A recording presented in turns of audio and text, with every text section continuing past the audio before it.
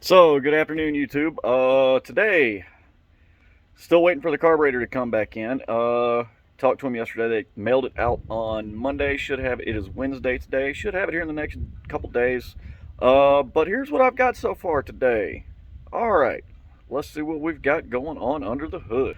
All right, so as you can see, the valve cover is no longer that nasty.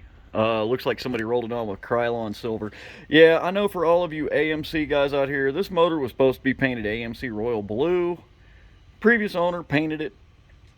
I wasn't going to have a blue valve cover on an orange engine, so at least I tried to match the paint, which I totally failed at, but it looks 1,000 times better than it did. I sandblasted the valve cover down when I had the rocker shaft out. Rocker shaft's reinstalled now. In the ends of the rocker shaft, back here and at the very back end of the engine, there are two plugs. They are cast aluminum plugs that go on the end of the rocker shaft. If you ever have your rocker shaft deep tanked, have them put new plugs in it. The plugs are cast aluminum. The caustic soda will eat the cast aluminum plug, the old rotted out cast aluminum plugs, and you'll go to spin your oil pump up and you will have no oil pressure coming up to the top end. It'll just pour out the end of the rocker shaft. So they actually pressed me two in, I believe it was 5/16 plugs, I believe it was, into the ends. Fixed that issue. So I do have nice fresh oil coming out of all my rocker shaft holes. As you notice, the distributor's back in.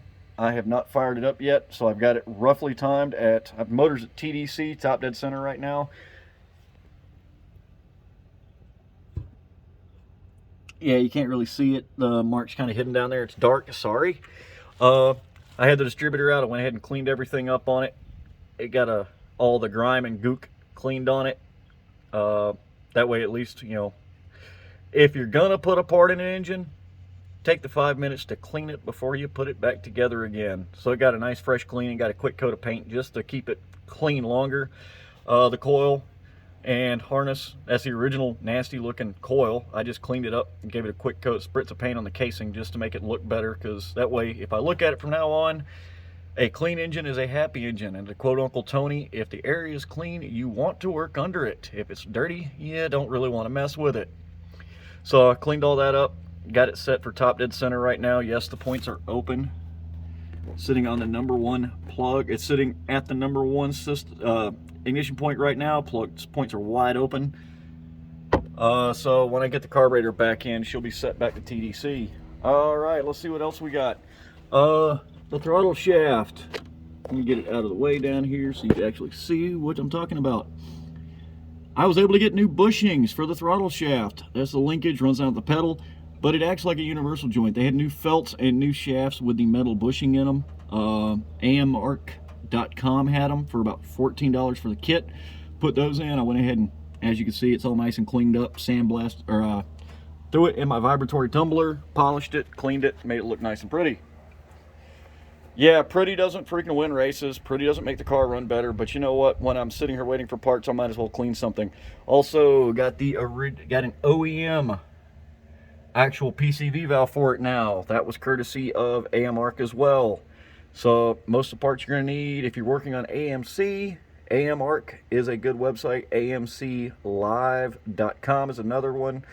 Galvin's, even though they're going out of business, is another one. So that's where we're sitting at right now. As you can see, I got windshield washer hose. This is the original designed ribbed hose that AMC used. AMRC actually has a reproduction of it. So I tested the pump out inside the house. I had to put a new foot pump in it. The foot pump does work. So the new foot pump works. It's basically how this system works. It's got a one-way check valve that gets mounted right here. Then you have a line coming up here going up to the squirter, which is up in this hole right here. You have a line that goes down to the pump right here that's inside the cab. This actually is down on the floorboard. It's got a little foot pedal on it. Fords back in the 50s, early 60s used them. GM used them. Matter of fact, the diaphragm for the pump that goes under the dash is actually the same one that the Fords use. So you can still find them if you need them.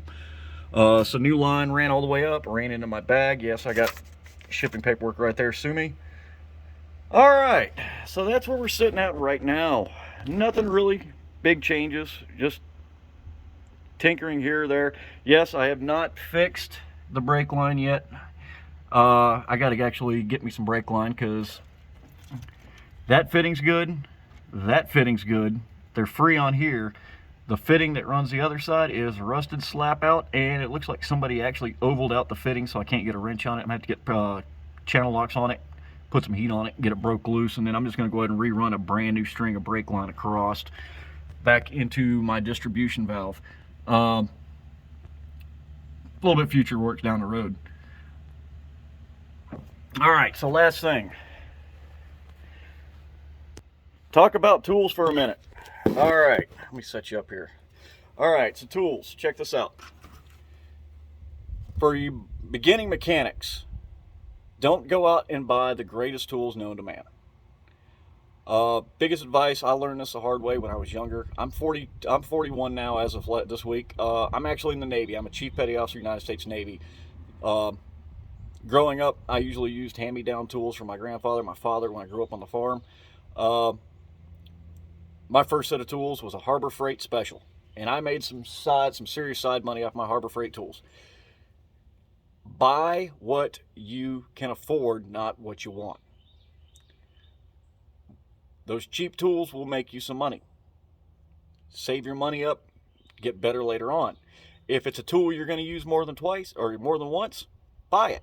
The rental programs at the Advanced Auto Parts, the Napa, the AutoZone stuff, I'll usually, if I'm only going to use a tool once, I'll usually just rent it. If I'm going to use it, wind up having to use it again, that's when I buy it.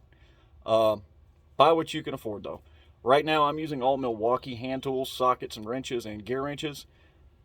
Nothing wrong with them. They're a good product for a good price. I'm not sponsored by Milwaukee by any way. I mean, unfortunately, I wish I was because I really like my Milwaukees. But they were a great product for the price.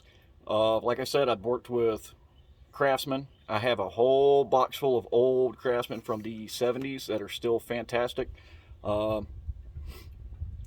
Literally, don't go out and spend a grip on tools if you're not doing this professionally.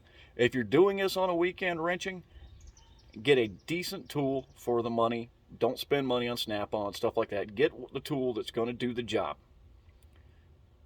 If you wind up wanting to get better later on, invest a little money, spend it then. But you don't need it right up front. That's really about it today, YouTube. As soon as the carburetor comes in, I'll actually take a video of getting the initial carb timing set up, or initial fuel air mixture set up on the carbs, getting the timing set back in. I'll show, well, I probably won't show it because Uncle Tony did a fantastic video a couple months last year on how to tune a carb using vacuum gauges, and I follow that to a T because it's spot on perfect. If you guys want to see that video, go look at Uncle Tony's garage. That video is absolutely spot on perfect. Walks you through how the old school time setting up a carburetor using nothing more than a vacuum gauge and a flute screwdriver. So I'll be doing that as soon as the carb comes in, and hopefully by the next time I do a video, we will have this thing up and running. All right, everybody have a great week, and I will see you at the next update.